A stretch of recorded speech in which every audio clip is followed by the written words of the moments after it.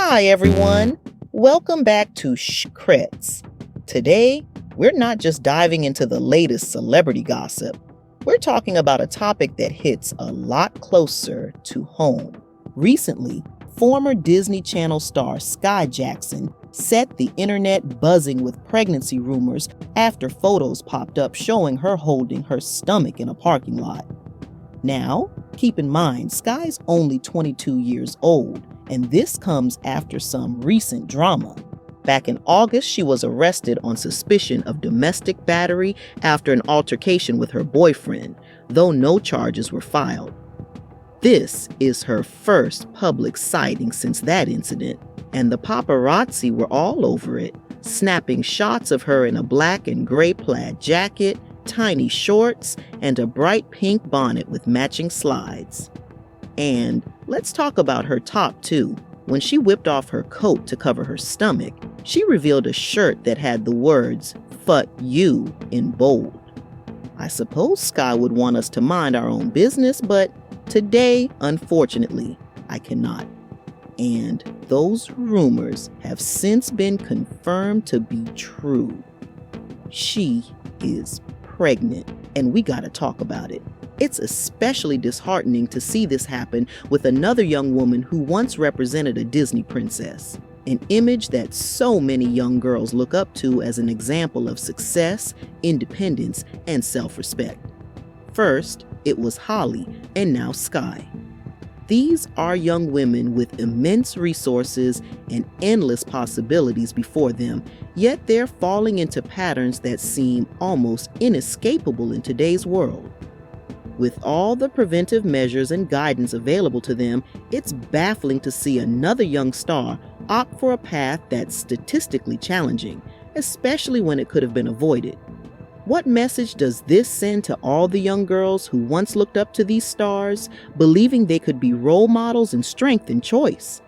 It feels like we're watching a generation of women lose sight of their potential, embracing motherhood under conditions that aren't ideal, rather than building a strong foundation for themselves first. But this video isn't just about Sky and her pregnancy.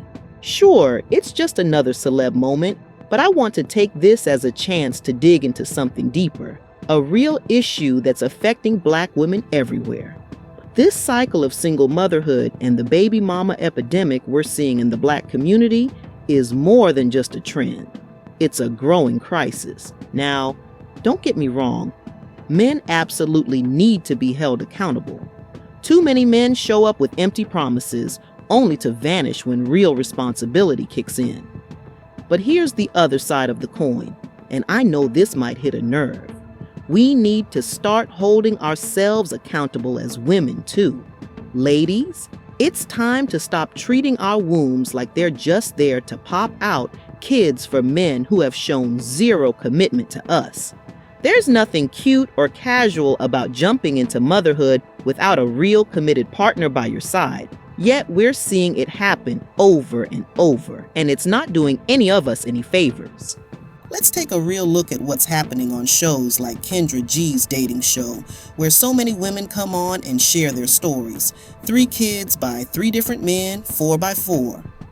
How old are you, Tiffany Boo? I'm 37. Do you have any children? I do. I have 4. 4 kids. How old are your 4 kids? 20, 18, 16, and 6. 6. 20, 18, 16, and 6. Are they all by the same man?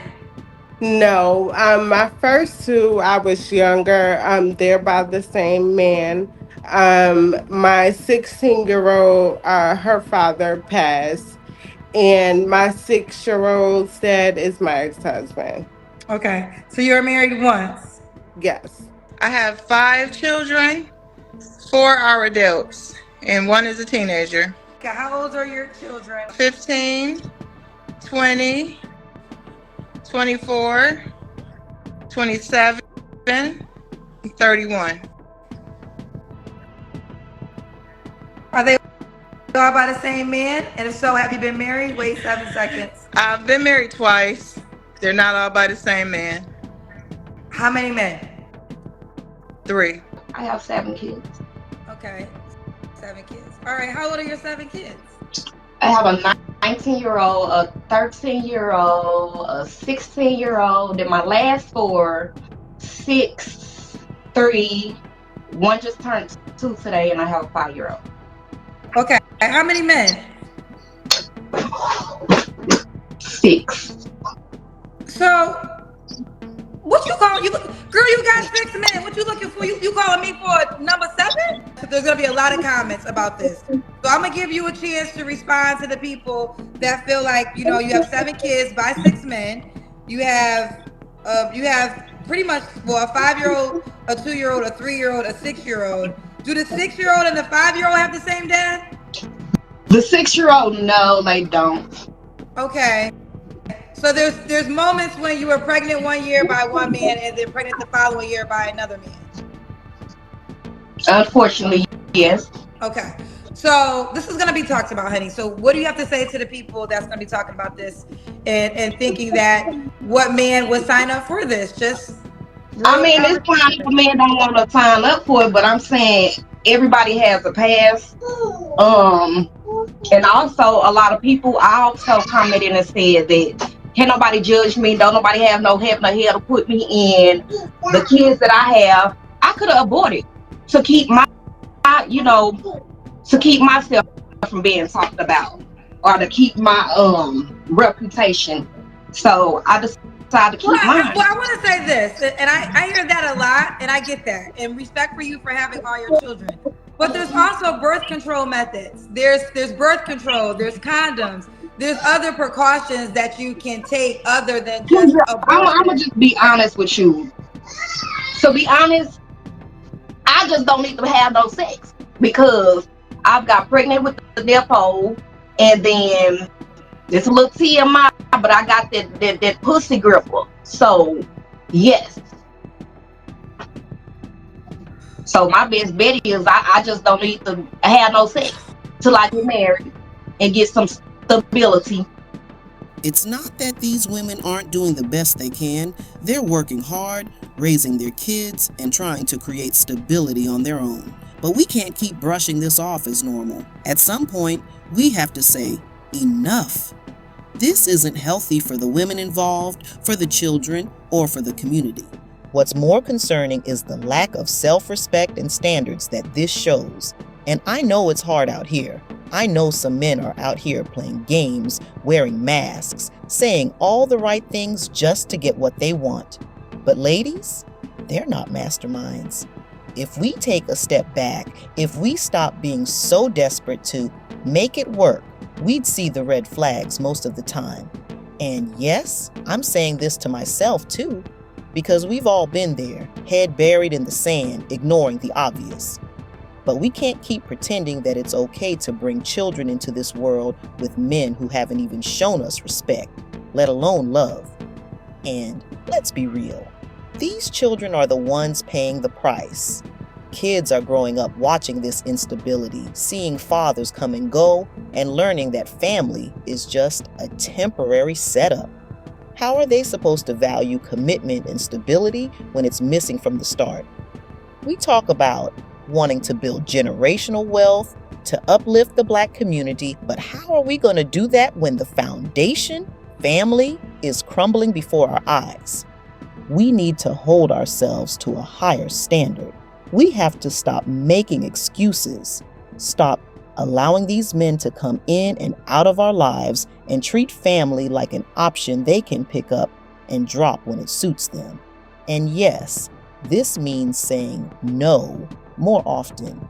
It means walking away if a man isn't giving us what we deserve, not just hoping he'll change after a child is in the picture.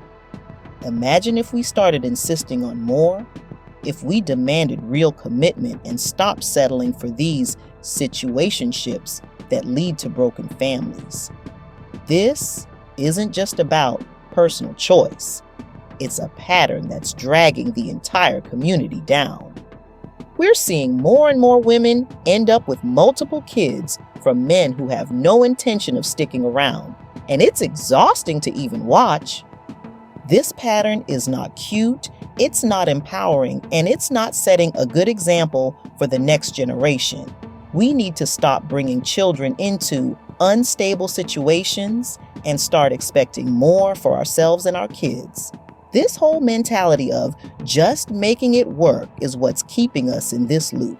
And if a man isn't committed to you before the baby, he's not going to magically transform into a great partner after. Now, here's a hard truth. Protecting ourselves means taking control of our bodies and not treating having kids like it's inevitable. Ladies, if the relationship isn't solid, there is no reason to risk a pregnancy. It's not hard to insist on using protection. It's not hard to walk away from a situation that doesn't bring you stability. We need to be real with ourselves. There's no excuse for continuing to put ourselves in these situations and thinking it'll turn out different this time. If we keep going down this road, where will it end? We're seeing the effects in real time. Women out here struggling, trying to balance work and kids alone, while the men move on to the next relationship with no accountability. Kids growing up without stability, learning that love and commitment don't mean anything.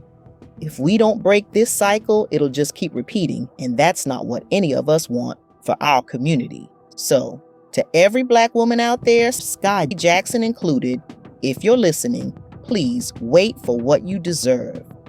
Don't fall into this cycle that's only going to bring more pain for you and for the children who end up caught in the middle. You deserve respect, commitment, and a stable, loving family, and that starts with setting standards that don't bend just because you're lonely or because society keeps pushing this idea that a woman needs a man no matter what. Ladies, it's time to start demanding better from ourselves and from the men in our lives.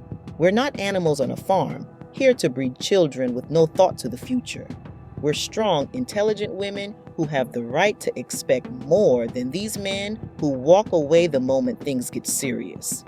This cycle needs to stop, and it starts with us.